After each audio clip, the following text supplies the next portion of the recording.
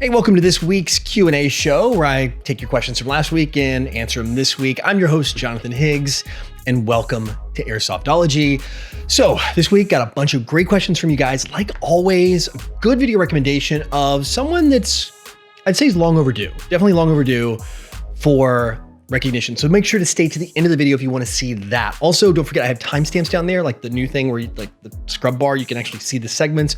Or if you're like on mobile and you can't see those, you can go down to the description. I actually have them all in there. So you want to jump ahead, move to a specific question, like the question I actually teased in the title, you can do that. And if you want to support the show before we get into questions, I do have a patch store full of really cool morale patches. I ship worldwide. Make sure your country's on the list. It'll be in the drop down. All shipping's a little slow right now because of COVID, but hey, it happens. Tons of cool designs, including like tactical dogs, some sayings, airsoft stuff, all that. And it does go help support the channel. So enough about all that. Let's dive on into what you're really here for. And that is the Titan Power Mailcall. Tankify writes, hey Jonathan, what's the craziest build you've ever done? So it seems these days I'm really working with a lot of stock airsoft, but I did get my start early on in airsoft and kind of developed up in doing teching. And I had some really wild builds. I would say there were probably two that came to mind that I had years ago. One was this little shorty M4 I made way back in the day. It had one of those ready mags. I don't know if you know what a ready mag is. Basically, it was like where the magazine went, there was another magazine thing on the outside. So you can like drop your mag and you can take it and move it right over. It was like a second mag well that attached to the side of your gun. I put an empty high cap shell in there and put a battery down in it. And so that was like my battery was like mid on the gun. I was using like this really skeletal frame stock and I had a real short barrel and it was kind of integrally suppressed. It had the suppressor that kind of nested down in the barrel. I had like a 6.01 dB customs, I think is what it was. Type or barrel, like a brass one. It was tuned up. It was shooting. Now, mind you, this is when we had our no limit games. This is probably a decade ago. It was a Bad Karma Airsoft field outside of Nashville, Tennessee, in Murfreesboro, actually, or Lebanon, Tennessee. And we would have no limit days where if you could build it, you could bring it, but just understood that everybody knew when you came on that field, there were no limits and there was no minimum engagement or anything like that. What's funny is we never had a med problem at all, minimum engagement. We never had anybody like really get hurt at all because everyone knew like, oh, if I go run into that room or that building, it's a huge outdoor field. So a lot of your engagement distances were really far anyway. It wasn't like a CQB indoor field. But if I knew if I go to maybe try to get in that room, the person in there could have a stock gun or the person in there could have a very tuned up gun. I could get blasted. I'm going to think smarter about this. So it really changed the dynamic. I loved it, but I digress. This thing was shooting like high 400s, like 475 with a 0.20 gram BB and that's feet per second. And it was humming. It was good. It was like up in the low 20s, like right at 20, 21 rounds a second. But I always would just do semi because I wanted to place my shots. And even being a shorty, it was just so accurate. And I had put a ton of parts in that gun. I mean, that was definitely a $1,500 build or more, I'd say. I also had a custom paint job on it. I went through before this, I really dug through my old photos to try to see if I could find any pictures of this gun. I couldn't. I did like this really cool like gray tiger stripe pattern where I used like a screen mesh for like the gray part, but went matte black. It was kind of cool. It kills me that I didn't keep any of those awesome photos out there. Any of you guys and gals in Nashville, like the Nashville Airsoft crew or even like the Airsoft Bears crew, because they were in Nashville at that time. If you have photos of that old shorty of mine, I would love to see it. Like if you had it, I would love to get a hold of like just photographs of those days. The other big crazy build I did like a 500, like a high 500s feet per second classic Army AUG A1 back in the day, the green one with the integrated scope. And I put the Phantom kit, which if you didn't know was like this huge suppressor that like came out, like replaced the barrel of the gun and it turned the whole front barrel into this massive suppressor. I put the longest inner barrel you could. It was like a 500 something millimeter. I forget how long it was, like 525 or something like that. Inner barrel, it still had gaps. So there was still foam in there when the barrel stopped. So it still was suppressing. And I had to run this massive, back in the day before lipos, had to run this massive, like custom 12 volt nickel metal hydride battery that was in the bag, like on the side of the gun, like Velcroed on, and I like cut a hole in like the rubber butt pad for the back of the AUG to take the wires out to run in there. And like I was running Dean's connectors back in the day when nobody was doing Dean's. I mean, this was a monster like 5,000 milliamp battery back in the day. And like I said, this is before like lithium ions, lithium polymers, things like that. So yeah, I built what I could. I was like ordering these special from like RC shops, like they use for like the rock crawlers or like the real beefy cars. But yeah, I did that and that was really funny. So it was like an AUG DMR. I only shot it in semi, but I burnt the trigger out so fast, like ate through the connectors, and then I couldn't find a replacement trigger. Like Classic Army just didn't stock them because they were kind of non-standard. So it kind of just sat there for a long time. Then I kind of fixed it. I think I sold it eventually. I sold everything. Those are my two favorite builds I did in the past. I mean, like just insane, top of the line, crazy AEG builds.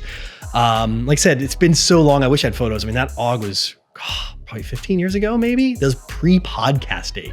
Give you an idea. Before I even started the podcast, I've been doing Airsoftology since 2009. So when I started the podcast, so it'd be prior to 2009. So that's, yeah, probably 15 years is my guess. So yeah, that's it. Those are my favorite ones. And I'm curious, what are your favorite builds? And another question is, would you like for me to start sharing your favorite builds? You mean to maybe do like a favorite build of the week video or maybe favorite build of the month? We can do like a monthly video where you submit your builds in to the channel and I will highlight them. I mean, you get like some good photos, a great detailed list. I can have like an email address you can submit this stuff to, or like a web form, and you can upload the photos and I can use them in here and highlight your builds. Is that something you'd like to see? I mean, I see it happen on the tech side. I see a lot of like people do computer builds and like room tours, like Random Frank P does that, like the room tour where everybody who watches, he talks about like the really cool rooms and all the builds they do. Is that something you want? I mean, if it is, let me know in the comments, because I think we can kick this thing off and it'd be a cool addition to the channel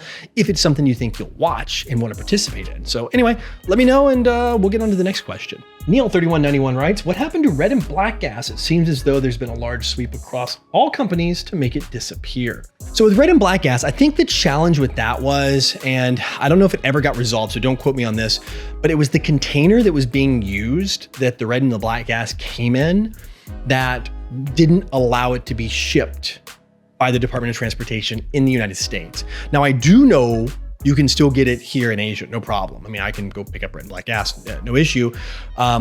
It's all local. I mean, Taiwan's a very small country. So, I mean, I can go to a shop, pick it up. There's no like need to ship things really. Everything's done by like scooter, you know, like if you want it couriered, you can get it delivered in the back of the scooter. But I think in the States, because of DOT, Department of Transportation laws, the can they were using wasn't certified. And since those are made in like Asia, I think like here is where we're looking at the gas, that I don't think they're making a perfect can that fits those. Like, I mean, it's probably a perfectly safe can. No, I mean, it makes it across the ocean, it's shipping, it's no big deal. But I think once it gets in the States, it's just not approved or whatever. I think that's where the challenge came, is having that DOT approval on that. Then I think because of, you know, like the nature of gas, shipping it out once it lands somewhere, like let's say it gets to a distributor, then they have to pull a hazmat license to be able to ship that within the States. There's only a few companies that really want to have to deal with that, to have to deal with pulling a license and then you having to eat, you as the customer having to eat a expensive cost to have that extra shipping added for hazmat shipping. And that's the thing, like, because it's not as like considered flammable, that they have to ship it in a different way and it adds extra cost to the handling of it. And that's actually passed on. Like a can of gas honestly doesn't cost that much to make.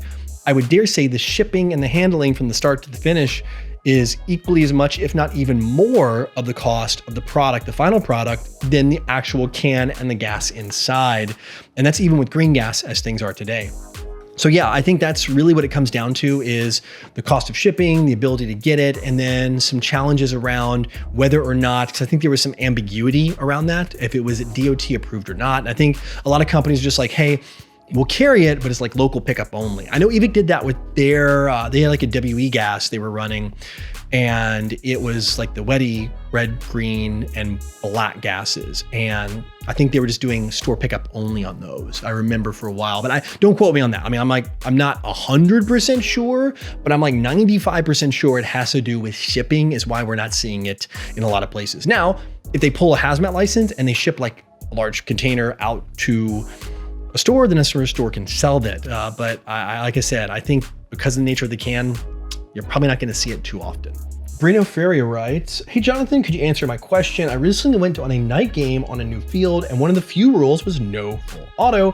During the game, the opposing operator shot me with a 6-shot burst. Later, he showed me that his gun was really set for a 6-round burst, not full auto with an electronic trigger. What are the limits to burst fire?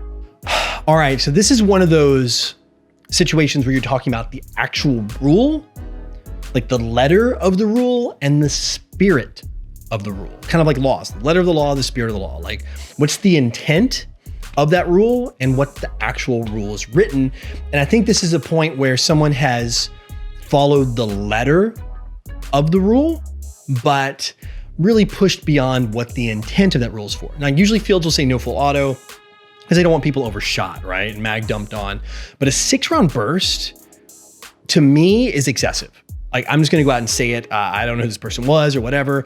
When I think burst fire, if burst fire is allowed, 2, 3, that's it. A burst on most any real firearm out there in the world, if you look at it, they do a 2-round burst or a 3-round burst. That is it. You look at the Vector, you look at MP5s in burst mode, you look at any other gun, you look at anything else like that.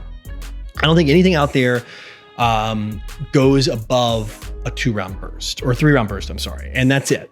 So I would say if you're going to do burst fire, it should be specifically in the rules, burst fire no more than 3 rounds. I think this person was definitely taking advantage of how the rule was written.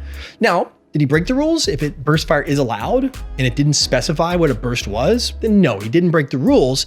However, the spirit of the rule probably did get broken here. I mean, you're talking 6 rounds in every trigger pull. You can just continue to pull it and it's like a full auto gun at that point, right? It's like boom, and 6 shots takes about a second or so, or maybe not even a second, like half a second. And I think you could reset your finger in that partial second to fire again and pretty much have a full auto equivalent with almost no break in between shots, getting those 6-round bursts off. And I think that's something else. I can understand doing a 2 or 3 because one shot, especially at night, may not be on target, low light, things like that. A couple rounds might be okay. But yeah, I think 6 rounds to me is a bit excessive. So like, again, I would kind of always look at this as in, what is it in the real world and what does it end up equating into Airsoft, and kind of follow those as guidelines. I think the field of the owner or whatever of this event we'll probably look at this hopefully and say, okay, we now have to rewrite this rule. And that's what happens. People bend rules more and then you end up having to rewrite them. And that's how larger rules get built. But yeah, they're necessary. So I think that's it. Or maybe just set it to semi for night games and not worry about the confusion of getting shot with burst and things like that. And that way there's no arguments or questions or anything like that. So sorry about your experience. Hope it's better and hope that maybe things change because of this for future events for you. All right, that's it for questions this week, which means it is time for the Code Red Headsets video recommendation of the week. And this one comes from D Moose, and he's recommending Quad Smart Airsoft. And this is one that I'm just kicking myself for not recommending sooner because I know the guy. He's local. He's here in Taiwan with me. Fantastic tech. Really, I think this channel is definitely more for you guys and gals that are wanting to move into a bit more advanced in the technical, dealing with a little more complex things in Airsoft and focus on things like rounds per second. He's got a video on, chronographs actually count rounds per second effectively, and talking about range and hop up, like what can a stock hop up do versus an aftermarket hop up. A lot of I would say not super heavy teching, but getting into that moderate level teching. So it's moving up, I would say, to the moderate to advanced level of Airsoft, kind of where this channel stops. That's where he kind of picks up and runs with it when it comes to more of the advanced higher tier of Airsoft and technical stuff. So great channel, great on camera, really good job, and so underappreciated when it comes to subscriber count. I think he's under 2K right now. It's just unbelievable that it's under that for a channel that is this well put together, this professionally shot and done and delivered, and the thumbnails and everything. I can't even give a critique on the channel because I don't think I'd change anything. I just definitely think this channel, because maybe it's a little more techy, doesn't have as widespread popularity or just not out there yet. Maybe the YouTube algorithm's not picking it up and sharing it yet. So definitely one to look at if you are like, I'm figuring out pretty much if you're watching here, you're kind of like airsoft minded, you want to learn about airsoft. This is one you probably want to add in, mash that sub button definitely, and get a little knowledge thrown at you on the more higher end when it comes to airsoft as he continues to drop videos out. And if you want your channel or a channel you love, and I do allow self-promotion too, you can talk about yourself, promote it here on this. I don't charge anything at all. I always take your recommendations from the previous week. So if you want it next week, put it down in the comment section below and be persistent. Like I can only do one a week, obviously. So if I don't pick yours up this week, keep putting it down there. I do read all the comments every single week, and I promise you I'll get to it. It also helps if you get your friends to kind of post it. The more I see, I'm like, oh, there's like this one's in here like 5 or 6 times. Let me go check this one out. And that usually gets my attention if I start seeing the same name appear over and over again. I try to check them all out anyway, and I'll like kind of queue them up. But yeah, definitely do that. Also, if you want your question answered, like the people on this channel on the show have already got their questions answered this week and all the weeks before, put those down there below as well. So anyway, until next time, go out, play some airsoft, have some fun. Hit the sub button if you haven't done it, because I'd love to have you part of the Airsoftology family. But no matter what you do, call your freaking hits.